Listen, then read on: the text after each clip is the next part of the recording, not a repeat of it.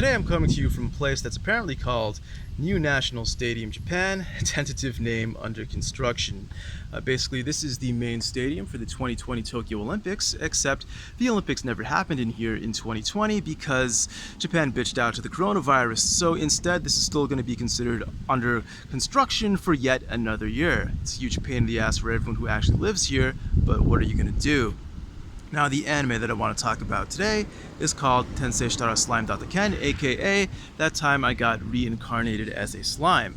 Basically, this is yet another installment in the post-Sword Art Online isekai boom. And you might be thinking to yourself, why watch yet another isekai anime, this one being about a slime? Who cares, right? You don't see the appeal right away.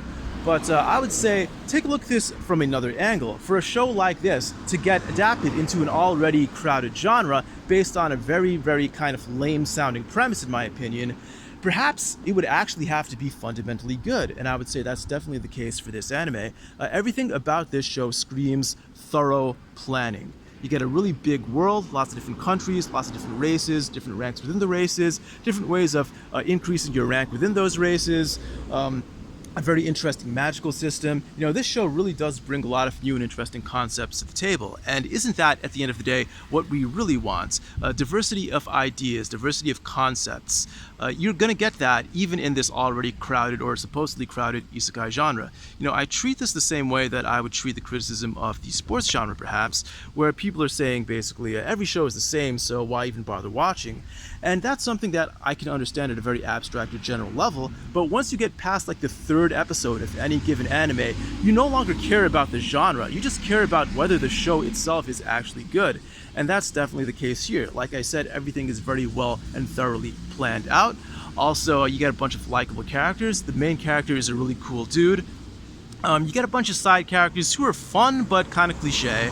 And, you know, there's a lot of fan service, there's some, you know, good comedic elements as well. Basically, there was very little not to like about this anime. And I would even go so far as to say that of all the post-Sword Art Online isekai anime, this is my favorite, at least through one season. And that's something that, thankfully, I don't have to back up immediately because a second season is going to come out fairly soon. So at that point, I can perhaps do a more thorough review of this. But at least because of, and based on what I've seen so far, this show should have staying power through at least 2 seasons. It's not going to be like some of these other isekai anime, and I'm not going to name any names here, but many of them, after the first or second major arcs are over, they kind of lose track of what their purpose is, and they just kind of make shit up as they go along.